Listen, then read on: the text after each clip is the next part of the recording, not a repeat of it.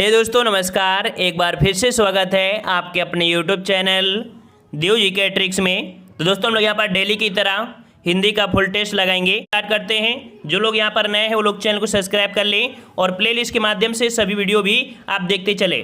तो चलिए स्टार्ट करते हैं। आवाज़ आ रही है? क्लियर है ना? स्टार्ट किया जाए। चलिए देखो, पहला प्रश्न आपका दिया है, जुगुप्सा का स्थायी भाव किस रस से संबंधित है? जुगुप्सा, जुगुप्सा को हम लोग यहाँ पर घृणा भी कहते हैं। क्या बोलते हैं? घृणा।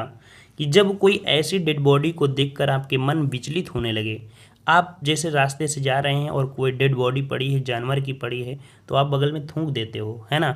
तो घृणा टाइप का होता है, वही होता है। तो जुगुप्सा का स्थायी भाव होता है क्या? तो ये जो आपका स्थायी भाव होता है किसका होता है? तो विभत्स रस का होता है। इसका राइट आंसर आपका बनेगा सी नंबर। ठीक है। अगला प्रश्न आपका दिया है, छंद पढ़ते समय आने वाले विराम को क्या कहते हैं? विराम मतलब एक ठहराव। विराम का मतलब क्या बोलेंगे? ठहराव। और ठहराव कहाँ मिलेगा? तो ऑप्शन बी आपके यति को, यति को ही बोलेंगे ना ठहराव। ऑप्शन आपका बी हो जाएगा। अगला है, अंबर पनघट में डूबो रही तारा घट उषा नागरी में कौन सा अलंकार है? तो आपके देखा जाए एग्जाम में अलंकार का भी एक काफ़ी महत्वपूर्ण आपका या कह सकते हैं कि महत्वपूर्ण आपका टॉपिक है। ठीक है। तो देखो यहाँ पर अंबर है, पनघट है, ठीक है, उपमेय और उपमान है। यहाँ पर उषा और नागरी है, उपमेय उपमान है। यहाँ पर आप देख सकते हैं, मतलब कुल मिला के जब उपमेय उपमान बिल्कुल पास में होते हैं, है ना, वहाँ पर आपका होता है कौन सा? रूपक अलंकार होता है। तो राइट आंसर आपका कौन हो जाएगा? यहाँ पर सी हो जाएगा। अगला है, चौकी का तत्सम क्या होता है? बताइए भाई, बताइए भाई, जवाब दीजिए। चौकी का तत्सम शब्द क्या होता है? Very good. यहाँ पर आपका जवाब सही हो जाएगा कौन सा? चतुष्पादिका। बिल्कुल सही जवाब है। ऑप्शन आपका हो जाएगा सी, चतुष्पादिका बन जाएगा। ठीक है, चतुष्पादिका ऑप्शन जिसका भी सी आ रहा है बिल्कुल सही है। अगला दिया है, अज्ञान का तद्भव रूप क्या है? अज्ञान का तद्भव, तो याद रखिए अज्ञान का होता है, क्या होता है? अनजान। क्या होता है? अज्ञान का क्या होता है? तो आपका होता है अजान। रुकिए, अजान, अजान, देख लीजिए अजान कहीं लिखा है? तो भाई अजान तो आप कहीं नहीं लिखा है, बस ये बिंदी रख दी गई है ना, ये वाली जो बिंदी है रख दी गई है। वैसे जो इसका शुद्ध रूप बनता है क्या बनता है? अजान बनता है, याद रखिएगा, है ना। कोई आप बिंदी रख दिया है तो बिंदी रख दिया है तो कह सकते हैं कि आपकी दिक्कत तो यहीं से होगी ना कि बिंदी रख दी गई है। अगर ये ना होती तो अजान बोल देते। कहीं ना कहीं देखा जाए गलती से बिंदी हो गई है, उससे आपका ए हो जाना चाहिए था, है ना। बस आपको तो पता हो गया ना कि क्या होना चाहिए? अजान होता है। ठीक है। अगला है, निम्नलिखित में से मिश्र वाक्य आपको बताना है। मिश्र वाक्य की भी हमने पहचान बताया था, ज्यों त्यों ये शब्द आपको बताया था। तो यहाँ पर देखो ज्यों त्यों आपके कहाँ पर लिखा है? देखो आपका ज्यों ही घर से निकला वर्षा होने लगी। ये जो आपका वाक्य है कहीं ना कहीं इस वाक्य से रिलेट कर रहा है, संबंध जोड़ रहा है। ठीक है ना, कि ज्यों ही वो घर से निकला वर्षा होने लगी। ठीक है, तो ये हो जाएगा कौन सा हो जाएगा? तो आपका मिश्र वाक्य हो जाएगा, डी नंबर आपका सही जवाब हो जाएगा। ठीक है। संयुक्त वाक्य में क्या होता है? तो और छुपा होता है, तो ये तो आपका होगा नहीं।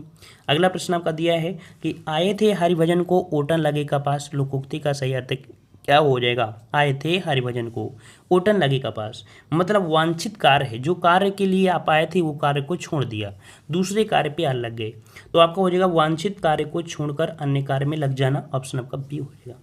अगला दिया गया है, आंखों में गड़ना मुहावरे का अर्थ क्या होता है?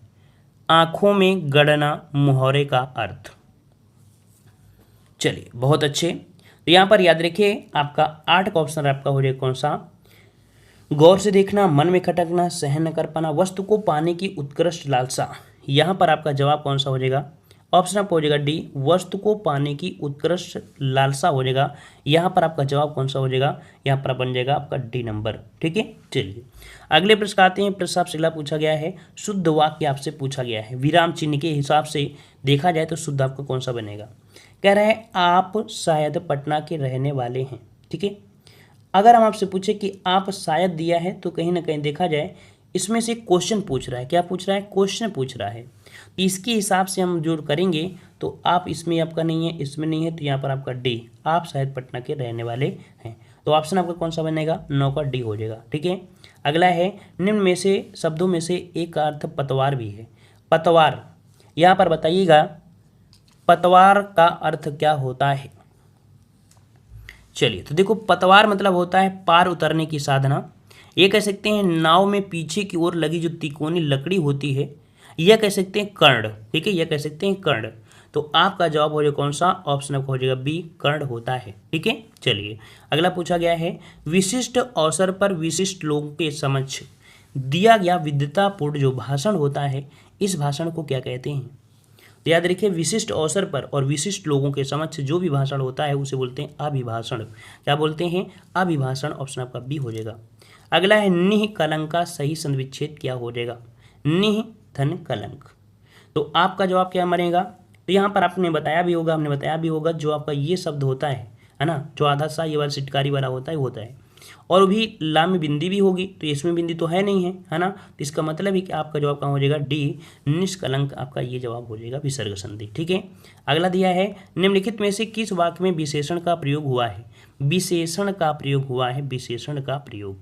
देखिए यहाँ पर कह रहा है राम जाता है, सीता फल खाती है, मेरी गाय काली है। देखो मेरी गाय काली है, मिल गया ना काला, और काला सफ़ेद व्हाइट ये जितना होता है ये सब क्या होते हैं? विशेषण ही तो होते हैं। तो ऑप्शन आपका सी हो जाएगा। अगला दिया है निम्नलिखित शब्द में अधिकरण कारक का प्रयोग हुआ है। अधिकरण कारक, अधिकरण कारक की बात करें तो दिया है वाहनारूढ़, वाहन में रूढ़, अधिकरण में मैं पर, है ना, यही तो आपका हो जाएगा। बिल्कुल सही जवाब आपका पहला ही हो गया, क्योंकि यहाँ दिया है सत्ताधीन, सत्या से धीस, यहाँ पर गंगा का जल, रेखा से अंकित तो होगा नहीं, इसका मतलब है आपका जवाब बिल्कुल ए सही हो जाएगा। ठीक है। अगला दिया है हिंदी दिवस मनाया जाता है, हिंदी दिवस मनाया जाता है। तो हिंदी दिवस कब मनाते हैं? बिल्कुल ईजी है। इस प्रश्न का जवाब आप लोग कमेंट बॉक्स में कमेंट कर दीजिएगा। ठीक है, ऑफलाइन कमेंट जरूर करिएगा। अगला है अश्व का पर्यायवाची निम्नलिखित में से कौन सा नहीं है? अश्व का पर्यायवाची निम्नलिखित में से कौन सा नहीं है? देखो यहाँ पर दिया है घोड़ा, जो कि होता है, घोटक भी होता है भी होता है, लेकिन यहाँ पर दिया है कटक। कटक तो नहीं सुना है आपने? अगर देखिए कटक तो नहीं सुना है, कटक होता है किसका होता है? सेना का होता है। किसका होता है? सेना का होता है, याद रखिए। तो आपका जवाब सी हो जाएगा, कटक आपके सेना का होता है। ठीक है। अगला है जो एक स्थान पर टिक कर नहीं रहता है, वाक्यांश के लिए एक शब्द बताइए।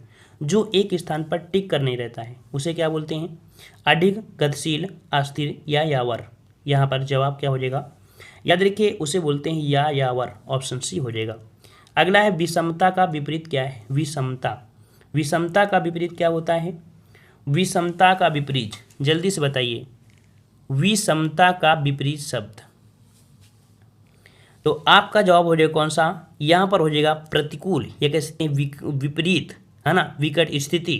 तो यहाँ पर आपका जवाब हो जाएगा 18 का ऑप्शन आपका हो जाएगा कौन सा? तो विषमता है, तो विषम की अगर बात करते हैं तो यहाँ पर आपका विलोम, मतलब सम एक दूसरे से आपको कह सकते हैं अलग हो जाएगा। तो आपका जवाब जल्दी से बताइए भाई कौन सा लगा दिया जाए, यहाँ पर लॉक किया जाए ऑप्शन को, प्रतिकूल या समानता? दो में देखो एक ही होगा, दो में एक ही होगा। अब इसमें से कौन सा होगा? विषमता में, तो विषमता मतलब कह सकते हैं कि यहाँ पर आपका हो जाएगा एक समानता बात करेंगे। विषम है तो समान हो जाएगा, ये तो बात करेंगे।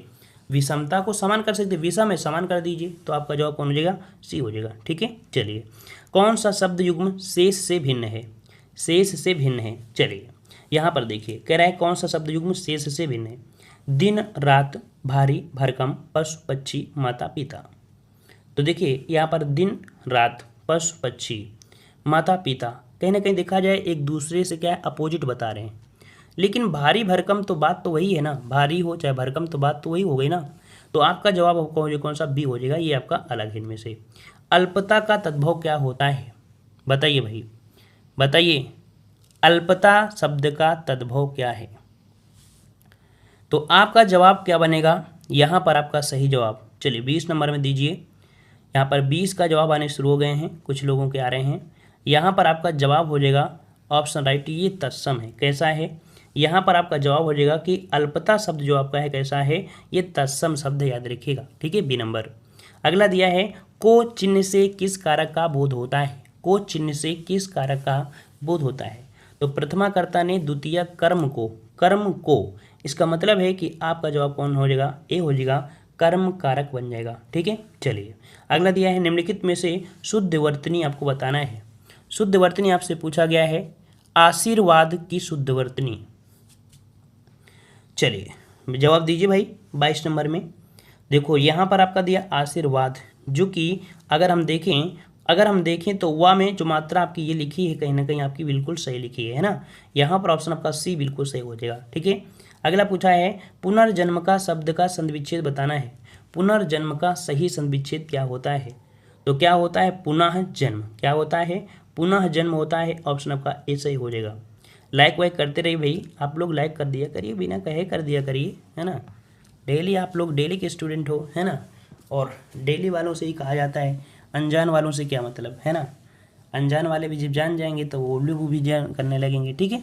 चलिए, हास किस रस का स्थायी भाव है? हास, तो आपका हास हास हास हास हास मतलब हास, ठीक है। ऑप्शन आपका 24 कौन हो जाएगा? सी हो जाएगा, ठीक है। अगला है दोहा में कितनी मात्राएं होती हैं? दोहे में कितनी मात्राएं होती हैं? तो देखो, दोहे में मात्राएं होती हैं क्या? पहले और तीसरे में 13 13 मात्राएं, और जो दूसरा होता है उसमें कितने होती हैं? 11 11 होती हैं। जोड़ लीजिए, यहाँ पर 3 1 4 हो गया, है ना, 2 आपका हो गया 24। तो आपका जवाब कौन सा हो जाएगा? ए हो जाएगा, 24 मात्राएं होती हैं। देखो कितना ईजी था, ठीक है। अगला है नवल सुंदर श्याम शरीर की सजल नीरद सी कल क्रांति थी। इसमें से पूछा है कौन सा अलंकार है? कौन सा अलंकार है? तो इसके पहले हमने आपको बताया था कि जब एक ही चीज के कई प्रकार के अर्थ निकाले जाएं, श्याम शब्द दिया है, कृष्ण को बोलते हैं, श्याम शब्द बादल को बोलते हैं, मतलब एक ही शब्द के कई अर्थ निकालते हैं उसे बोलते हैं उल्लेख, ठीक है। क्या बोलते हैं? उल्लेख अलंकार। लेकिन आपसे बोलें कि उल्लेख तो भैया आपको दिया नहीं है, तब किसको लगाएंगे? तब यहाँ पर कह सकते हैं कि आप जवाब लगा सकते हैं ऑप्शन राइट आपका यहाँ पर ए नंबर, या आपके उपमा का ही भाग है, तो ऑप्शन आपका ए हो जाएगा, ठीक है। अगला क्वेश्चन दिया है कि दाता शब्द का स्त्रीलिंग क्या है? दाता का होता है, दाता का होता है क्या होता है? दात्री। क्या होता है? दात्री होता है। सही जवाब कौन सा हो जाएगा? आपका हो जाएगा सी नंबर। नेक्स्ट क्वेश्चन है कि निम्नलिखित में से पुल्लिंग शब्द का चयन करना है। पुल्लिंग शब्द दिया है, पुल्लिंग शब्द आपका कौन सा है? यहाँ पर दिया गया है कौन सा? तेजस्वी, तपस्विनी, हंसनी, परोपकारिणी। तो आपको पता चल गया कि यहाँ पर आपका जो तेजस्वी दिया है कहीं ना कहीं ये आपका पुल्लिंग हो जाएगा, ठीक है। अदर जो आपके स्त्रीलिंग है। अगला है कि वह काम बहुत ढंग से करते हैं। काल वो वाक्य का काल पहचानिए। वह काम बहुत ढंग से करते हैं, है ना, करते हैं, तो भैया यहाँ पर कह सकते हैं कि आप एक जवाब दीजिए कि यहाँ पर भूतकाल तो होगा नहीं, है ना, भविष्यकाल तो होगा नहीं, तो आपका होगा कौन सा? तो आपका होगा सामान्य वर्तमान काल, ठीक है। भविष्य की तो बात ही नहीं हो रही ना, भूत की बात हो रही, तो वर्तमान आपका जवाब हो जाएगा। अगला है शुद्ध शब्द के अंत में क्या जोड़ने पर शब्द बहुवचन बन जाएगा? शुद्ध शब्द के अंत में क्या जोड़ा जाए जो बहुवचन शब्द आपका हो जाएगा? शुद्धि जन। क्या होता है? शुद्धि जन होता है, तो ऑप्शन आपका ए हो जाएगा, शुद्धि जन। अगला है मैं अपना सिर खुजाता हूँ, इस वाक्य में बताइए कि कौन सी क्रिया है? यहाँ पर बताइए कौन सी क्रिया है, अकर्मक है या सकर्मक है, कौन सा हो जाएगा? देखो, मैं अपना सिर खुजाता हूँ, क्या खुजाता हूँ? सिर खुजाता हूँ, तो कर्म तो मिल गया ना। जब कर्म मिल गया है तो भाई क्रिया हो कर्म है तो सकर्म हो जाएगा, सकर्म तो हो जाएगा ना, तो ऑप्शन आपका बी हो जाएगा, ठीक है।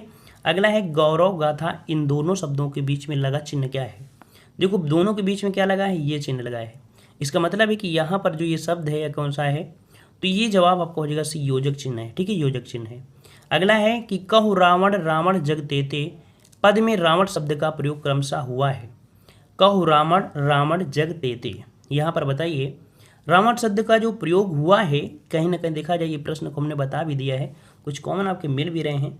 देखो, व्यक्ति, एक रावण की बात हो रही है जो एक रावण है, अब उसी को देखकर तो बहुत लोग हो जाएंगे ना, उसी की तो तुलना कर लेंगे, तो एक व्यक्ति से हम लोग जात की तरफ बढ़ेंगे, ठीक है। तो जवाब हो जाएगा व्यक्तिवाचक संज्ञा से जातिवाचक हो जाएगा, ठीक है। अगला पूछा गया है कि कोप शब्द का पर्यायवाची है। कोप शब्द का पर्यायवाची, चलिए यहां पर याद रखिए पूछा गया है कोप शब्द का पर्यायवाची। चलिए 34 का ऑप्शन आपका बनेगा यहाँ पर सी, अमरस हो जाएगा। क्या हो जाएगा? अमरस हो जाएगा। यहाँ पर राइट आंसर आपका बनेगा आपका सी हो जाएगा, ठीक है। चलिए अगले प्रश्न को पढ़ते हैं। प्रश्न आपसे अगला पूछा गया है कि पाकिट मार, पाकेट मार क्या होता है? पाकेट मार ही तो होता है ना, पाकेट मार, पाकेट को मारने वाला, किसको? पॉकेट को मारने वाला। इसका मतलब है जो को आ रहा है, इसका मतलब है कि आपकी किसी में होगा तत्पुरुष समास का ही तो होगा ना, तो ऑप्शन कौन हो जाएगा? बी हो जाएगा, तत्पुरुष समास। आंखें दिखाना मोहरे का अर्थ क्या होता है? तो आंखें दिखाना मोहरे का अर्थ होता है क्रोध से देखना। क्या होता है? क्रोध से देखना। ऑप्शन आपका डी हो जाएगा। अगला है एक अनार 100 बीमार, यह एक जो है क्या है? कहावत है ना। क्या होती है? कहावत होती है, लोकोक्ति होती है। तो आप जवाब क्या देंगे? एक अनार 100 बीमार एक लोकोक्ति है। यहाँ पर आपका जवाब हो जाए कौन सा? लोकोक्ति मतलब कहावत, ठीक है। मोहरा नहीं है, कहावत हो जाएगी, ये मतलब लोकोक्ति हो गई, तो ऑप्शन बी हो जाएगा। अगला है अनुकरणीय में लगा प्रत्यय क्या है? अनुकरणीय में लगा प्रत्यय कौन सा है? चलिए जवाब दीजिए। अनुकरणीय में लगा प्रत्यय, क्लियर बताइए भाई, सब लोग क्लियर बताइए कौन सा हो जाएगा। तो यहाँ पर आपका जवाब हो जाएगा, वेरी गुड, काफ़ी लोगों का ई आ रहा है, ई आ रहा है, तो बिल्कुल सही जवाब है कि ई आपका बिल्कुल राइट हो जाएगा, ई बिल्कुल राइट हो जाएगा। अगला दिया है निम्नलिखित शब्द में संबंध बहुब्रीहि सामसिक शब्द, सामसिक शब्द आपका है, मतलब दिया है संबंध बहुब्रीहि समास, संबंध बहुब्रीहि समास। देखो यहाँ पर कह सकते हैं दशानन, बहुब्रीहि समास क्या है, दशानन ये है ना, तो घुमाने का प्रयास किया है लेकिन घूमना मत, यहाँ पर आपका जवाब हो जाएगा ए नंबर। अगला दिए गए विकल्पों में से शुद्ध शब्द आपसे पूछा है, शुद्ध शब्द पूछा, कह रहा है मेरे जूतों तुमसे, मेरे जूतों तुमसे, ये तो बोलेंगे नहीं, वह शायद से, ये भी नहीं है, गांधी जी ईश्वर के पक्के भक्त थे, चाकू से बच्चों को काटना नहीं है, तो ऑप्शन आपका सी, गांधी जी ईश्वर के पक्के भक्त थे। ठीक है, तो 40 का ऑप्शन आपका सी हो जाएगा। अगले प्रश्न आते हैं जो कि गद्यांश है, और गद्यांश को देखो इतना बड़ा गद्यांश है, तो हमारे हिसाब से अगर क्वेश्चन पढ़ोगे तो जो आपके ये ऑप्शन है ये कहीं ना कहीं आपको कहाँ पर गद्यांश मिल जाएंगे। जब वो गद्यांश पढ़ोगे तो बाद में क्या होगा, दिक्कत नहीं होगी, मिल जाएगा। ठीक है, कोई दिक्कत नहीं है, ऑफलाइन पेपर होता है, और जब ऑफलाइन पेपर होता है तो आप अपने मन का कर लीजिएगा, कोई दिक्कत नहीं है, लेकिन जब ऑनलाइन हो तो फिर भाई आपको तो पढ़ना ही पड़ेगा। ठीक है ना।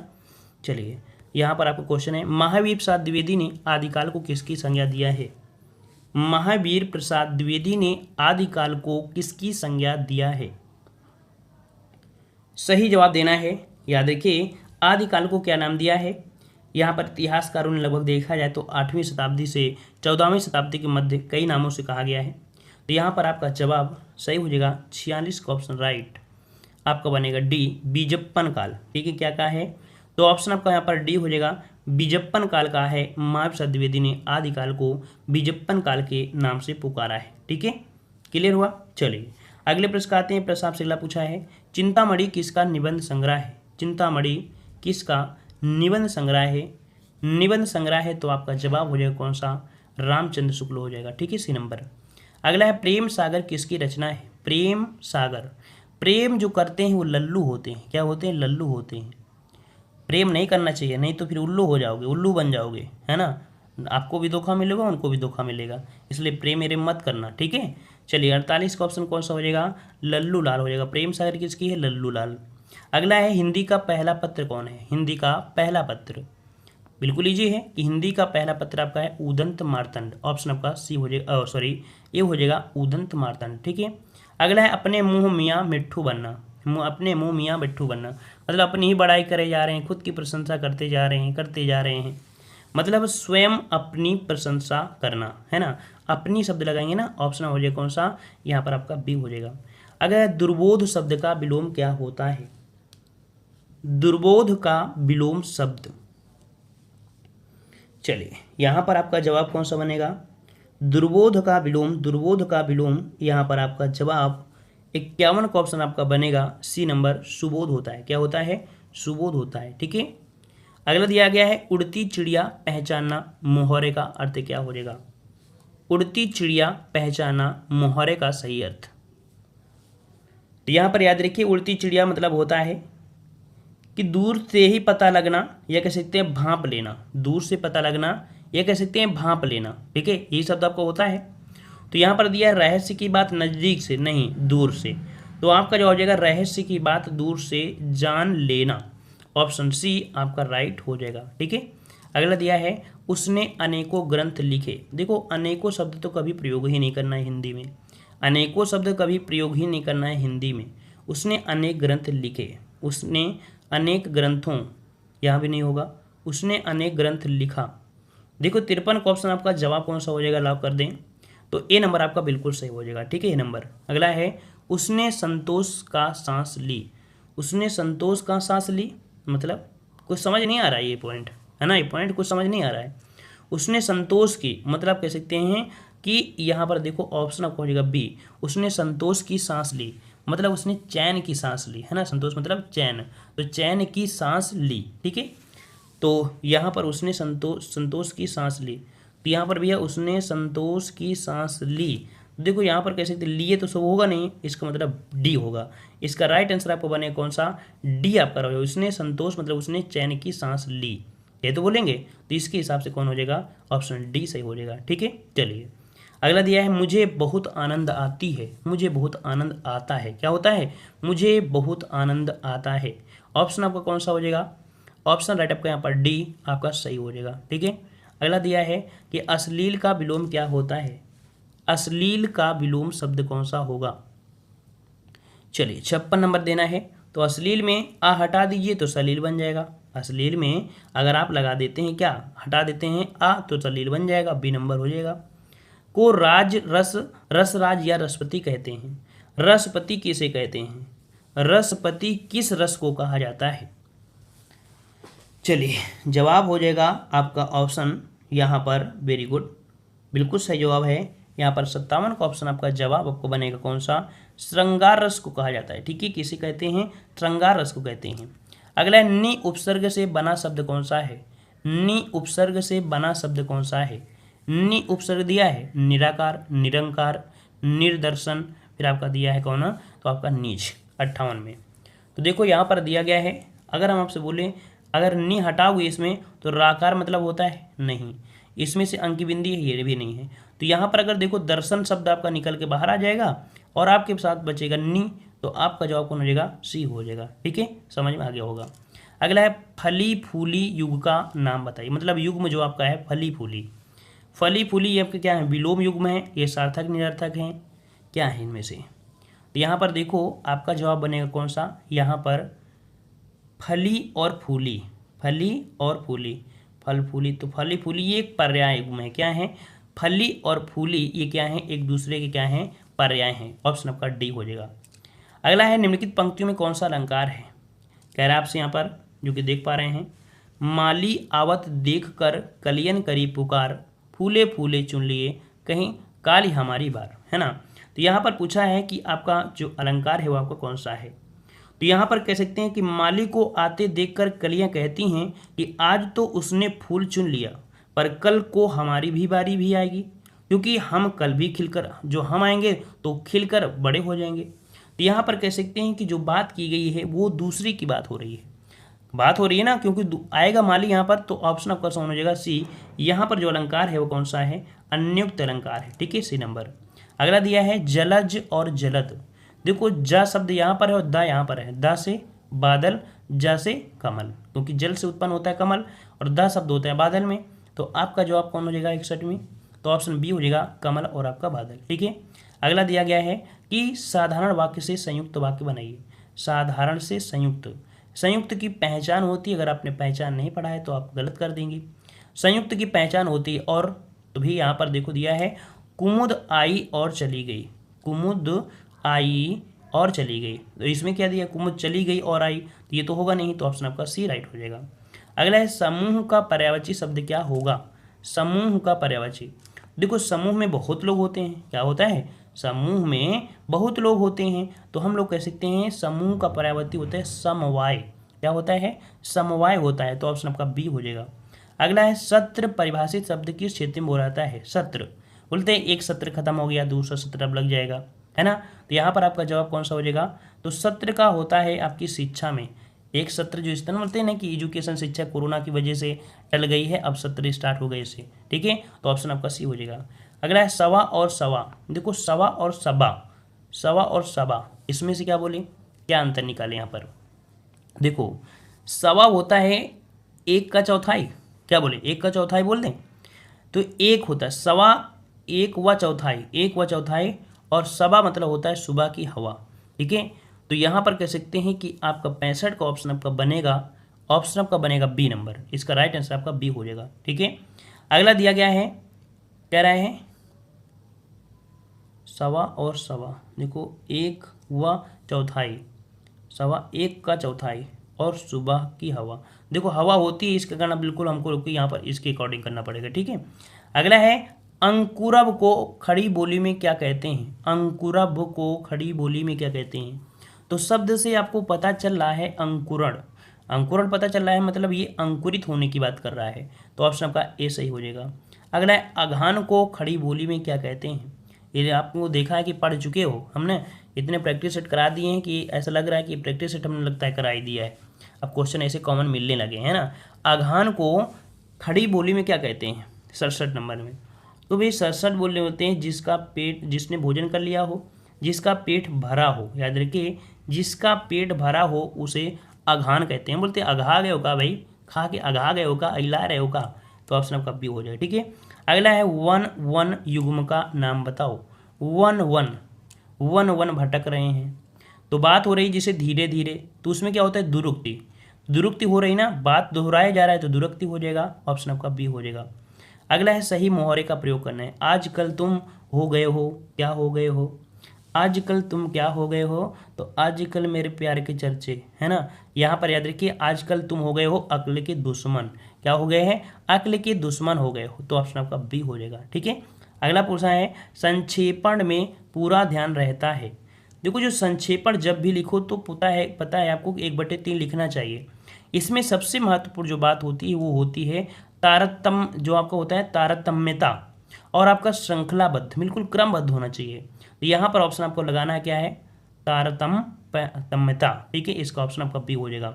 अगला प्रश्न आपका दिया गया है, कह रहा है आपसे कि मिश्र वाक्य को साधारण वाक्य बताइए। मिश्र वाक्य को साधारण वाक्य, तो यहाँ पर कह रहा है देखो जो से पता चल गया कि मिश्र वाक्य में दिया गया है, इसको साधारण वाक्य में बिल्कुल ईजी होगा। साधारण वाक्य कौन सा हो जाएगा, कह रहा है कि देश के लिए मर मिटने वाला व्यक्ति सच्चा देशभक्त होता है। देश के लिए मर मिटने वाला व्यक्ति सच्चा देशभक्त होता है, तो व्यक्ति शब्द तो गलत दिया गया है ना। देख लेते हैं, देश के लिए मर मिटने वाला व्यक्ति सच्चा देशभक्त होता है। अच्छा, पहले वाले में और तीसरे वाले में क्या अंतर है, देश के लिए मर मिटाने, अच्छा यहाँ पर मिटाने शब्द लिखा है तो ये गलत है ना, और देश के लिए मर मिटने वाला व्यक्ति सच्चा देशभक्त होता है। चलिए अब इसमें और इसमें क्या दिया है, देश के लिए मर मिटने वाला, अच्छा यहाँ पर वाल लिखा है, तो आपका जवाब सी हो जाएगा। समझ में आ गया ना। देखो छोटी छोटी बारीकी थी, अगर इतना बारीकी से ना पढ़ें तो गलती तो हो सकती है ना। चलिए अगला है घन का अर्थ क्या होता है। घन का अर्थ क्या होता है, देखो घन मतलब होता है बादल भी होता है, घन मतलब आपका होता है बड़ा हथौड़ा भी होता है, और घन मतलब आपका होता है घना भी होता है। ठीक है ना, घना भी होता है, ठीक है ना, जैसे बोलते जंगल बहुत घना है ना, तो यहाँ पर ऑप्शन आपका डी से हो जाएगा, है ना। देखो यहाँ पर काला शब्द नहीं कहेंगे, ठीक है, इस कारण से इसका ऑप्शन आपका डी हो जाएगा। अगला संयुक्त वाक्य को सरल वाक्य में बदलना है ना। इसको हमने टेलीग्राम पे भी भेज दिया था, तो वहाँ पर भी इसे देख सकते हैं कि सरल वाक्य क्या है, संयुक्त वाक्य क्या है। ठीक है, देखो कह रहा है संयुक्त वाक्य को सरल वाक्य में बदलो। संयुक्त वाक्य बताया था जिसमें और होता है उसे संयुक्त कहते हैं। इसका मतलब है आप सरल में पूछा गया तो सरल में शब्द में आपका है जैसे ही अतिथि आए कार्यक्रम शुरू, तो यहाँ पर कह सकते हैं ये तो होगा नहीं, अतिथि के आते ही कार्यक्रम शुरू हुआ। देखो ऑप्शन बी यहाँ पर आपका राइट हो जाएगा। ठीक है, अगला दिया है गगन को चूमने वाला में कौन सा समास है। गगन को चूमने वाला, भाई जो गगन को चूमता है उससे क्या बोलते हैं, गगनचुंबी। तो गगन को चूमने वाला, को मतलब आपके यहाँ पर विभक्ति का प्रयोग हो रहा है। विभक्ति का प्रयोग क्या होता है, तत्पुरुष समास में। ठीक है, अगला दिया है यह मात्रिक अर्धसम छंद है, इसके विषम चरणों में 15 और सम चरणों में 13 मात्राएं होती हैं। तुक सम चरण में होता है ना। देखो यहाँ पर 15 और 13 का जो होता है किसमें होता है, तो 5 3 8 मतलब 28 वाला आपको सिस्टम बन रहा है। 28 वाला सिस्टम बन रहा है कि नहीं बन रहा है, तो बन रहा है सिस्टम, तो बना लेते हैं। याद रखिए ये आपका हो जाएगा कौन सा, उल्लाला हो जाएगा। ठीक है, क्योंकि यहाँ पर 15 और इसमें आपकी मात्राएं होती है, और तुक जो आपके हैं सम चरणों में आपका तुक होता है, मिलता जुलता होगा। ठीक है, तो 75 का ऑप्शन आपका कौन सा हो जाएगा, यहाँ पर आपका बी हो जाएगा। ठीक है, अगला प्रश्न दिया है जिस समास का उत्तर पद प्रधान हो और पूर्व पद गौड़ हो उसे क्या कहते हैं। उत्तर पद मतलब बाद में आता है, और बाद जो प्रधान होता है किसमें होता है, तत्पुरुष समास में। तत्पुरुष समास में जो अंतिम पद होता है वही तो प्रधान होता है, जिसे गौड़ बोलते हैं। ठीक है, अगला है महिष का संधिविच्छेद बताइए। चलिए भाई, महिष का संधिविच्छेद, देखो महेश आपने पढ़ा होगा, महाधन ईश पढ़ा होगा। अब यहाँ पर दिया है महिष दिया है, महिष दिया है, तो हम लोग बोल दें महीधन ईश, क्या बोल दें, महीधन ईश।